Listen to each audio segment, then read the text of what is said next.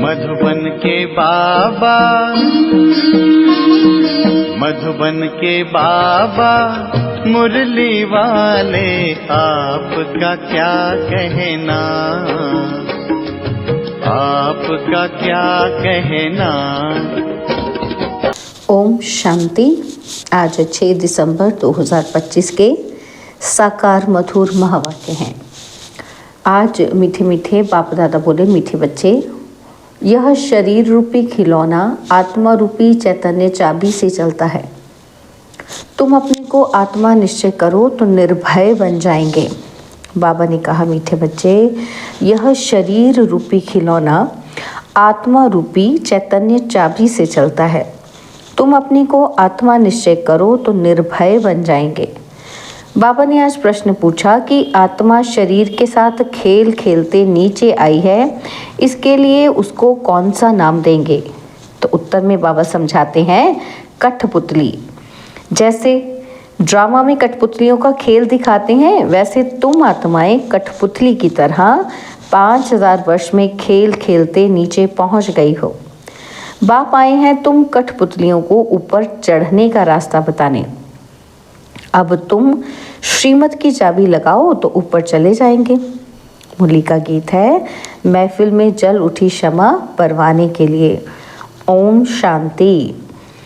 रूहानी बाप रूहानी बच्चों को श्रीमत देते हैं कि कभी कोई की चलन अच्छी नहीं होती तो माँ बाप कहते हैं तुमको शल ईश्वर मत देवे। बेचारों को ये पता ही नहीं कि ईश्वर सचमुच मत देते हैं। अभी तुम बच्चों को ईश्वरीय मत मिल रही है, अर्थात रूहानी बाप बच्चों को श्रेष्ठ मत दे रहे हैं श्रेष्ठ बनने के लिए। अभी तुम समझते हो हम श्रेष्ठ ते श्रेष्ठ बन रहे हैं। बाप हमको कितनी ऊंच मत दे रहे हैं। हम उनकी मत पर चलकर मनुष्य से देवता बन रहे हैं, तो सिद्ध होता है मनुष्य को देवता बनाने वाला वही बाप है। सिख लोग भी गाते हैं, मनुष्य से देवता किए, तो ज़रूर मनुष्य से देवता बनाने की मत देते हैं। उनकी महिमा भी गाई है, एक ओंकार सतनाम करता पुरख निरपौ निर्वैर, अकाल मूरत अजूनी सैबन गुर प्रसाद जप। आद सच जुगाद सत्य हैवी सच, नानक होसी भी सच। तो बाबा कहते तुम सब निर्भय हो जाते हो, अपने को आत्मा समझते हो ना, तो आत्मा को कोई भय नहीं रहता है। बाप कहते हैं निर्भय बनो। भय फिर काहे का? तुमको कोई भय नहीं, तुम अपने घर में बैठे भी बाप की श्रीमत लेते रहते हो। अब श्रीमत किसकी, कौन देते हैं? यह बातें गीता में तो है नहीं। अभी तुम बच्चे समझते हो। बाप कहते हैं तुम पतित बन गए हो, अब पावन बनने के लिए माँ में कम याद करो। यह पुरुषोत्तम बनने का मेला संगम युग पर ही होता है। बहुत आकर श्रीमत लेते हैं, इसको कहा जाता है ईश्वर के साथ बच्चों का मेला। ईश्वर भी निराकार है और बच्चे भी निराकार हैं। हम आत्मा हैं, ये पक्की पक्की आदत डालनी है। जैसे खिलौने को चाबी दी जाती है तो डांस करने लग पड़ते हैं, तो आत्मा भी इस शरीर रूपी खिलौने की चाबी है। आत्मा इनमें ना हो तो कुछ भी कर ही ना सके। तुम हो चैतन्य खिलौने, खिलौनों को चाबी नहीं दी जाए तो वो काम का नहीं रहेगा, खड़ा हो जाएगा। तो आत्मा भी चैतन्य चाबी है और यह अविनाशी अमर चाबी है। बाप समझाते हैं मैं देखता ही हूँ आत्मा को। आत्मा सुनती है, ये पक्की आदत डालनी है। इस चाबी बिगर शरीर चल न सके। इनको भी चाबी अविनाशी मिली हुई है, 5000 वर्ष इसकी चाबी चलती है। चैतन्य चाबी होने के कारण चक्र फिरता ही रहता है। यह है चैतन्य खिलौने। बाप भी चैतन्य आत्मा है। जब चाबी पूरी हो जाती है तो फिर बाप नए सिर युक्ति बताते हैं कि मुझे याद करो, तो फिर चाबी लग जाएगी। अर्थात आत्मा तमो प्रधान से सतो प्रधान बन जाएगी। जैसे मोटर से पेट्रोल खत्म होने पर फिर भरा जाता है ना, तो अभी तुम्हारी आत्मा समझती है कि हमारे में पेट्रोल कैसे भरेगा। बैटरी खाली होती है तो फिर उनमें पावर भरी जाती है ना, तो तो बैटरी खाली होती है तो लाइट कब खत्म हो जाती है। अब तुम्हारी आत्मा रूपी बैटरी भरती है, जितना याद करेंगे उतना पावर भरती जाएगी। इतना 84 जन्मों का चक्र लगाए बैटरी खाली हो गई है, सतो रजो तमो में आई है। अब फिर बाप आए हैं चाबी देने अथवा बैटरी को भरने। पावर नहीं है तो मनुष्य कैसे बन जाते हैं? तो अब याद से ही बैटरी को भरना है। इनको ह्यूमन बैटरी कहें। बाप कहते हैं मेरे साथ योग लगाओ। यह ज्ञान एक ही बाप देते हैं। सदगति दाता वह एक ही बाप है। अभी तुम्हारी बैटरी सारी भरती है, जो फिर 84 जन्म पूरे पार्ट बजाते हो। जैसे ड्रामा में कठपुतलियाँ नाचती हैं ना, तो तुम आत्माएं भी ऐसे कठपुतलियों मिसल हो। ऊपर से उतरते 5000 वर्ष में एकदम नीचे आ जाते हो और फिर बाप आकर ऊपर चढ़ाते हैं। वह तो एक खिलौना है। बाप अर्थ समझाते हैं चढ़ती कला और उतरती कला का। 5000 वर्ष की बात है। तुम समझते हो श्रीमत से हमको चाबी मिल रही है, हम फुल सतो प्रधान बन जाएंगे, फिर सारा पाठ रिपीट करेंगे। कितनी सहज बात है समझने और समझाने की। फिर भी बाप कहते हैं समझेंगे वही जिन्होंने कल्प पहले समझा होगा। तुम कितना भी माथा मारो जास्ती समझेंगे ही नहीं। बाप समझ तो सबको एक जैसी ही देते हैं। कहीं भी बैठे बाप को याद करना है। भल सामने ब्राह्मणी ना हो तो भी तुम याद में बैठ सकते हो। मालूम है बाप की याद से ही हमारे विकर्म विनाश होंगे, तो उस याद में बैठ जाना है।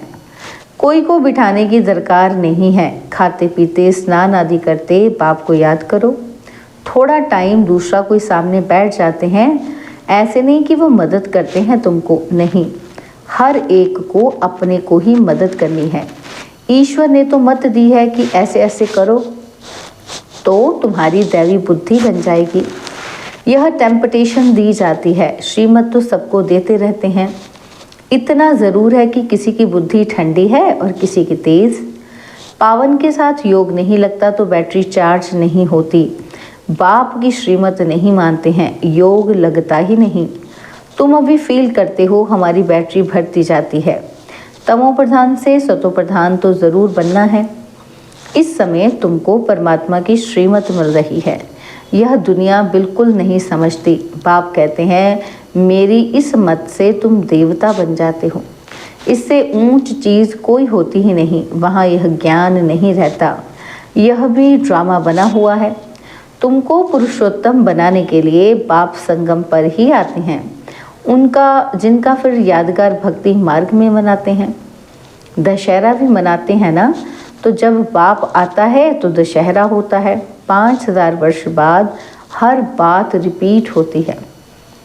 तुम बच्चों को ही यह ईश्वरीय मत अर्थात श्रीमत मिलती है, जिससे तुम श्रेष्ठ बनते हो। तुम्हारी आत्मा सतो प्रधान थी, वह उतरते उतरते तमो प्रधान भ्रष्ट बन जाती है और फिर बाप बैठ ज्ञान और योग सिखलाकर सतो प्रधान श्रेष्ठ बनाते हैं। बतलाते हैं कि तुम सीढ़ी नीचे कैसे उतरते हो। ड्रामा चलता रहता है। इस ड्रामा के आदि मध्य अंत को कोई भी जानते नहीं है। बाप ने समझाया है कि अब तुमको स्मृति आई है ना। हर एक के जन्म की कहानी तो सुना नहीं सकेंगे, लिखी नहीं जाती जो पढ़कर सुनाई जाए। यह बाप बैठ समझाते हैं। अभी तुम सो ब्राह्मण बने हो, फिर सो देवता बनना है। बाप ने समझाया है ब्राह्मण देवता क्षत्रिय तीनों धर्म मैं स्थापन करता हूँ। अभी तुम्हारी बुद्धि में है कि हम बाप द्वारा ब्राह्मण वंशी बनते हैं, फिर सूर्यवंशी चंद्रवंशी बनेंगे। जो नापास होते हैं वह चंद्रवंशी बन जाते हैं। किसमें नापास? योग में। ज्ञान तो बहुत सहज समझाया है कि कैसे तुम 84 का चक्र लगाते हो। मनुष्य तो 84 लाख कह देते तो कितना दूर चले गए हैं। अभी तुमको मिलती है ईश्वरीय मत। ईश्वर तो आते ही हैं एक बार, तो उनकी मत भी एक बार ही मिलेगी। एक देवी देवता धर्म था, ज़रूर उन्हों को ईश्वरीय मत मिली थी। उसके आगे तो हुआ संगम युग। बाप आकर दुनिया को बदलाते हैं। तुम अब बदल रहे हो। इस समय तुमको बाप बदलाते हैं। तुम कहेंगे कि कल्प कल्प हम बदलते आए हैं, बदलते ही रहेंगे। यह चैतन्य बैटरी है ना, वह है जड़। बच्चों को मालूम हुआ है कि 5000 वर्ष बाद बाप आए हैं। श्रेष्ठ ते श्रेष्ठ मत भी देते हैं और ऊंच ते ऊंच भगवान की ऊंच मत मिलती है, जिससे तुम ऊंच पद पाते हो। तुम्हारे पास जब कोई आते हैं तो बोलो तुम ईश्वर की संतान हो ना। ईश्वर शिव बाबा है, शिव जयंती भी मनाते हैं। वह है भी सदगति दाता, उनको अपना शरीर तो है नहीं, तो किसके द्वारा मत देते हैं? तुम भी आत्मा हो, इस शरीर द्वारा बातचीत करते हो ना। शरीर बिगर आत्मा कुछ कर न सके। निराकार बाप भी आए कैसे? गायन भी है कि रथ पर आते हैं। फिर कोई ने क्या बैठ बनाया है। त्रिमूर्ति भी सूक्ष्म वतन में बैठ दिखाया है। बाप समझाते हैं ये सब है साक्षात्कार की बातें, बाकी रचना तो सारी यहाँ है ना। तो रचता बाप को भी यहाँ आना पड़े। पतित दुनिया में ही आकर पावन बनाना है। यहाँ बच्चों को डायरेक्ट पावन बना रहे हैं। समझते भी हैं, फिर भी ज्ञान बुद्धि में बैठता नहीं। कोई को समझा नहीं सकते। श्रीमत को उठाते नहीं हैं तो श्रेष्ठ ते श्रेष्ठ बन नहीं सकते। जो समझते ही नहीं वो क्या पद पाएंगे? जितना सर्विस करेंगे उतना ऊंच पद पाएंगे। बाप ने कहा है हड्डी हड्डी सर्विस में देनी है, ऑलराउंड सर्विस करनी है। बाप की सर्विस में हम हड्डी देने भी तैयार हैं। बहुत बच्चियां तड़पती रहती हैं सर्विस के लिए कि बाबा हमको छुड़ाओ, तो हम सर्विस में लग जाएं, जिससे बहुतों का कल्याण हो। सारी दुनिया तो जिस्मानी सेवा करती है, उससे तो सीढ़ी नीचे ही उतरते आते हो। अभी इस रूहानी सेवा से चढ़ती कला होती है। हर एक समझ सकते हैं कि ये फलाने हमसे जास्ती सर्विस करते हैं। सर्विसेबल अच्छी बच्चियां हैं तो सेंटर भी संभाल सकती हैं। क्लास में नंबरवार बैठते हैं, यहाँ तो नंबरवार नहीं बिठाते हैं, फंक हो जाएंगे। समझ तो सकते हैं ना। सर्विस नहीं करते तो ज़रूर पद भी कम हो जाएगा। पद नंबरवार बहुत है ना, तो परंतु वह है सुख धाम और यह है दुख धाम। वहाँ बीमारी आदि होती नहीं, बुद्धि से काम लेना पड़ता है। समझना चाहिए कि हम तो बहुत कम पद पा लेंगे, क्योंकि सर्विस तो करते ही नहीं हैं। सर्विस से ही पद मिल सकता है। अपनी जांच करनी चाहिए। हर एक अपनी अवस्था को जानते हैं। मम्मा पापा भी सर्विस करने आए हैं, अच्छे अच्छे बच्चे भी हैं, भल नौकरी में भी हैं। उनको कहा जाता है हाफ पे पर भी छुट्टी लेकर जाए, सर्विस करो, हर्जा नहीं है। जो बाप के दिल पर सुताउसी तख्त पर बैठते हैं, नंबरवार पुरुषार्थ अनुसार ऐसे ही विजयमाला में आ जाते हैं। अर्पण भी होते हैं और सर्विस भी करते हैं। कोई तो भल अर्पण होते हैं, सर्विस नहीं करते तो पद कम हो जाएगा ना। यह राजधानी स्थापन होती है श्रीमत से, ऐसा कभी सुना? अथवा पढ़ाई से राजाई स्थापन होती है, यह कभी सुना, कभी देखा? हाँ, दान पुण्य करने से राजा के घर में जन्म ले सकते हैं, बाकी पढ़ाई से राजाई पद पाएं ऐसा तो कभी सुना ही नहीं होगा। किसी को पता भी नहीं। बाप समझाते हैं कि तुमने ही पूरे 84 जन्म लिए हैं, तुमको अब ऊपर जाना है। बहुत इजी है, बहुत इजी। और तुम कल्प कल्प समझते हो नंबरवार पुरुषार्थ अनुसार।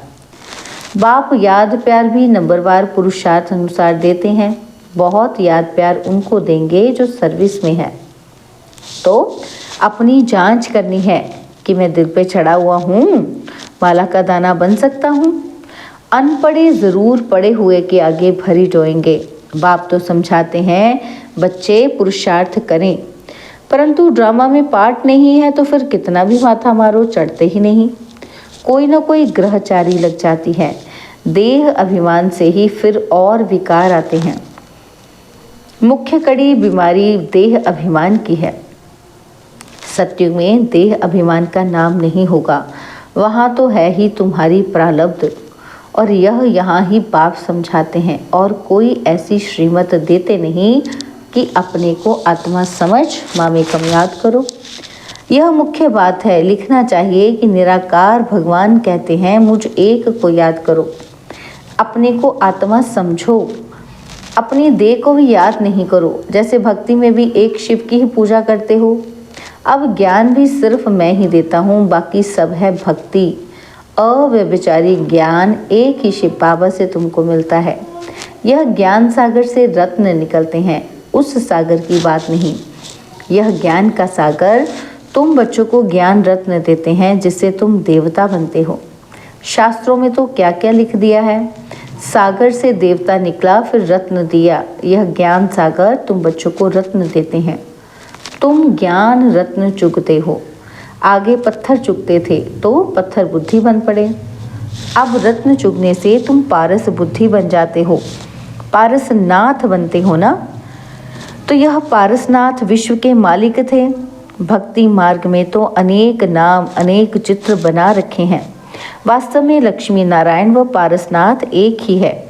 नेपाल में पशुपतिनाथ का मेला लगता है ना, तो वह भी पारसनाथ ही है। अच्छा, मीठे मीठे सिकिलदे बच्चों प्रति माता पिता बाप दादा का याद प्यार और गुड मॉर्निंग। रूहानी बाप की रूहानी बच्चों को नमस्ते। हम रूहानी बच्चों की रूहानी बाप दादाजी को दिलवा जान सिकवा प्रेम से नमस्ते। ओम शांति। प्यारे बाबा, मीठे बाबा, मेरे बाबा, शुक्रिया बाबा, शुक्रिया बाबा, शुक्रिया। धारणा के लिए मुख्य सार है। पहला पॉइंट है, बाप ने जो ज्ञान रत्न दिए हैं वही चुगने हैं, पत्थर नहीं। देह अभिमान की कड़ी बीमारी से स्वयं को बचाना है। अपनी बैटरी को फुल चार्ज करने के लिए पावर हाउस बाप से योग लगाना है। आत्म अभिमानी रहने का पुरुषार्थ करना है, निर्भय रहना है। बाबा ने वरदान दिया, दातापन की भावना द्वारा इच्छा मात्रम अविद्या की स्थिति का अनुभव करने वाले तृप्त आत्मा भव। दातापन की भावना द्वारा इच्छा मात्रम अविद्या की स्थिति का अनुभव करने वाले तृप्त आत्मा भव। सदा एक लक्ष्य हो कि हमें दाता का बच्चा बन सर्व आत्माओं को देना है।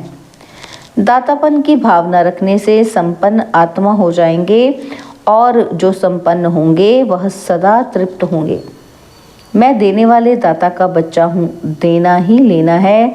यही भावना सदा निर्विघ्न इच्छा मात्रम अविद्या की स्थिति का अनुभव कराती है। सदा एक लक्ष्य की तरफ ही नजर रहे, वह लक्ष्य है बिंदु। और कोई भी बातों के विस्तार को देखते हुए नहीं देखो, सुनते हुए भी नहीं सुनो। स्लोगन है, बुद्धि व स्थिति यदि कमजोर है तो उसका कारण है व्यर्थ संकल्प। बुद्धि व स्थिति यदि कमजोर है तो उसका कारण है व्यर्थ संकल्प।